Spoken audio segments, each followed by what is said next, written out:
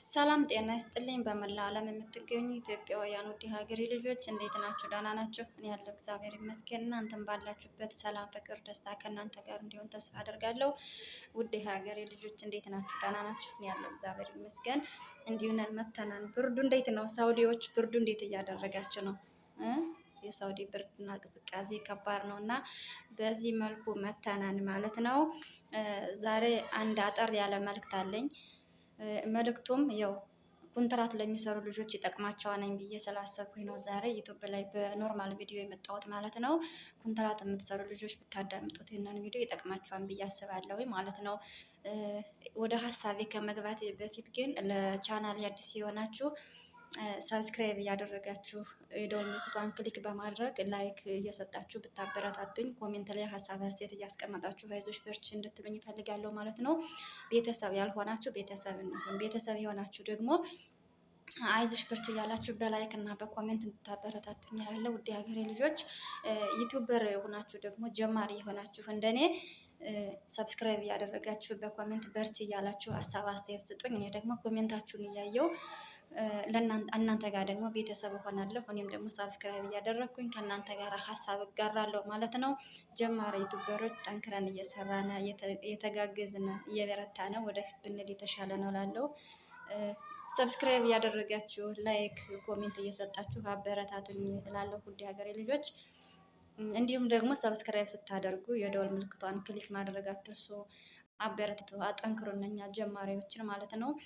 ወደ ጉዳይ ስገባ ማለት ነው ፌስቡክ ላይ እና ቲክቶክ ላይ በውስጥ መስመር እየመጣችሁ አስጠፊና የምትሉ ኮንትራት የምትሰሩ ልጆች አላችሁ ማለት ነው። ኮንትራት የምትሰሩ ልጆች በውስጥ እየመጣችሁ ፌስቡክ ሜሴንጀር ላይ እንዲሁም ደግሞ ቲክቶክ ላይ በውስጥ እየመጣችሁ አስጠፊን፣ የሚያስጠፋ ደላላ አስተዋውቂን፣ መውጣት እፈልጋለሁ የምትሉ ልጆች አላችሁ ማለት ነው። መውጣቱን ትወጣላችሁ። ከወጣችሁ በኋላ ግን ምን አይነት ችግር እንደሚያጋጥማችሁ ታውቃላችሁ?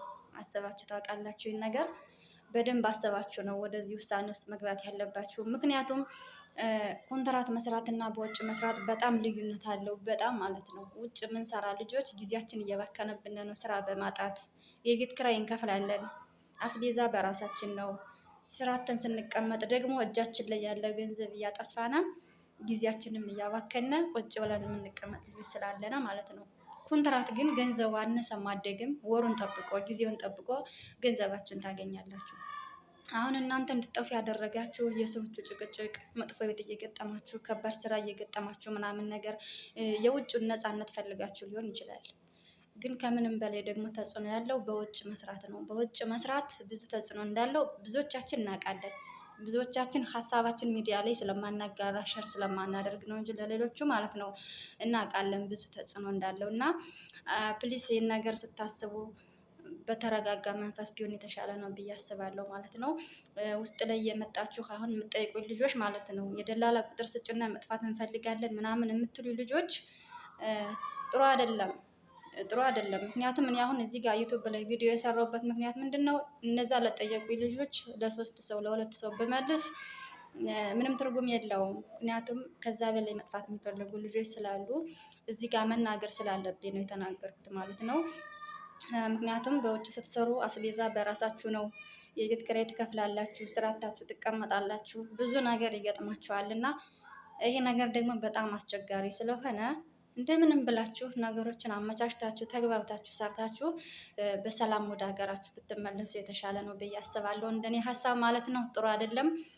ሌሎችም ደግሞ ሊኖሩ ስለሚችሉ ዩቲዩብ ላይ ይሄን ሀሳብ ባመጣው ለእነሱ ይጠቅማቸዋል ብዬ ስላሰብኩ ነው እንደዚህ ቪዲዮ ላይ የመጣሁት ማለት ነው። እና ፕሊስ ለመጥፋት ያሰባችሁ ሰዎች ሀሳባችሁን ቀይሩ። በተለይ አሁን ስራ ጠፍቷል። ምክንያቱም ምንድነው ስራ የጠፋበት ምክንያት አሁን ላይ ጠለብ እያመጡ ስለሆነ እኛ በውጭ የምንሰራ ሰዎች ስራ አጥተናል። ስራ ብንሄድም እንደ በፊቱ ደህና ነገር ተከፍሎን አይደለም የምንሰራው። ባገኘነው ስራ ለመሄድ እንኳን በስንት መከራ ነው ተቀምጠን ገንዘብ አጥተን ብድር ሁሉ ገብተን ስንት ነገር ተጨናንቀን ማለት ነው። እና እንደኔ ሀሳብ ኮንትራት የምትሰሩ ልጆች በዛው ባላችሁበት መልኩ ተረጋግታችሁ ብትሰሩ የተሻለ ነው ብዬ አስባለሁ። ፕሊስ ተረጋጉና ኮንትራታችሁን ጨርሳችሁ ወደ ሀገራችሁ ግቡ ብዬ ነው የማስበው። ምክንያቱም ብትወጡ ብዙ ነገር ያጋጥማቸዋል። ብዙ ነገር በዛ ላይ ስትጠፉ የደላላ ብር ብዙ ብር ከፍላችሁ ነው የምትወጡትኝ። እንደ ሀገሩ ርቀቱ ታይቶ ብር ከፍላችሁ ጠፍታችሁ እንኳን ቶሎ ወደ ስራ ላትመለሱ ትችላላችሁ።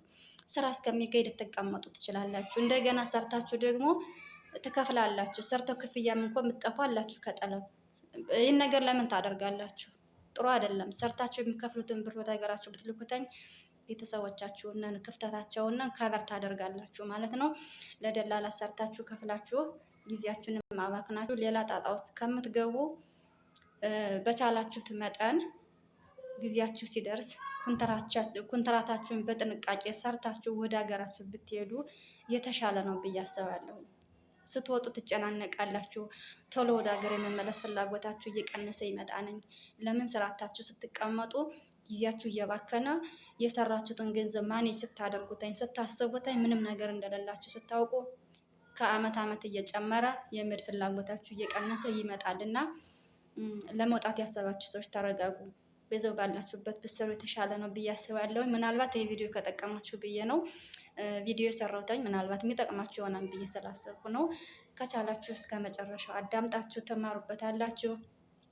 መጥፋቱም ደግሞ ምን ያክል ከባድ እንደሆነ ልትረዱ ትችላላችሁ። ሀሳባችሁን ቀይራችሁም ደግሞ በዛው ባላችሁበት ጠንክራችሁ ሰርታችሁ ሀገራችሁ ልትመለሱ ትችላላችሁ እና ቪዲዮውን ጨርሳችሁ ብታዳምጡት የተሻለ ነው ብዬ አስባለሁ። ስለነበረን ቆይታ አመሰግናለሁ። ለቤት አዲስ የሆናችሁ ደግሞ ሰብስክራይብ እያደረጋችሁ የደወል ምልክቷን ደግሞ ክሊክ እያደረጋችሁ ቤተሰብ እንሆንላለሁ። እሺ ውዶችዬ።